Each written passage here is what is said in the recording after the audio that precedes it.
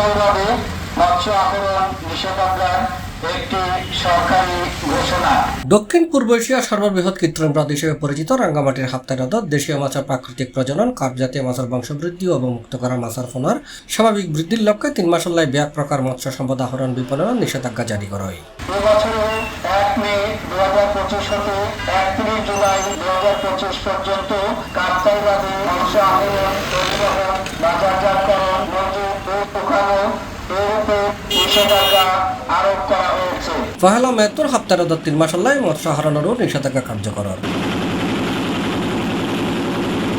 প্রত্যেক বছর হাপ্তাই হ্রদত কার্প জাতীয় মাছের প্রাকৃতিক প্রজনন, হ্রদত অবমুক্ত করা ফোনা মাছের সুষ্ঠু বৃদ্ধি নিশ্চিত করি বেলায় 3 মাস নিষেধাজ্ঞা বলবৎ থাকে। চলতি বছর পহেলা মে 31 জুলাই পর্যন্ত নিষেধাজ্ঞা জারি থাকিব। এই সময় হ্রদত মাছ শিকার, পরিবহন, বাজারজাতকরণ সম্পূর্ণভাবে বন্ধ থাকিব।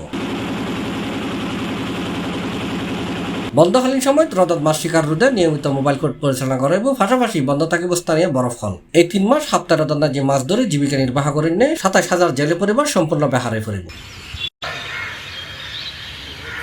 রাঙ্গামাটি সর্বত্র জেলা তথ্য অফিসের মাধ্যমে মাইকিং করে হাপ্তাই হ্রদত মাছ ধরার বিরত থাকিবেলায় জেলা এবং স্থানীয় সতর্কতা দিয়ে হর।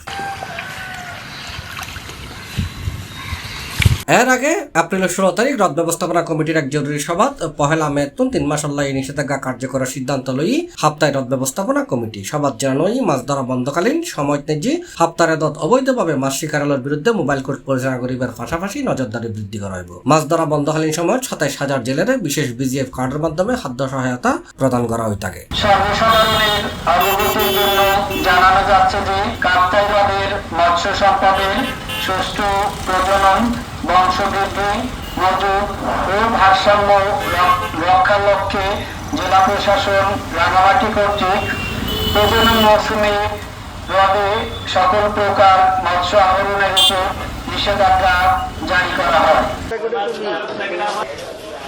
C+ TV, Chittagong.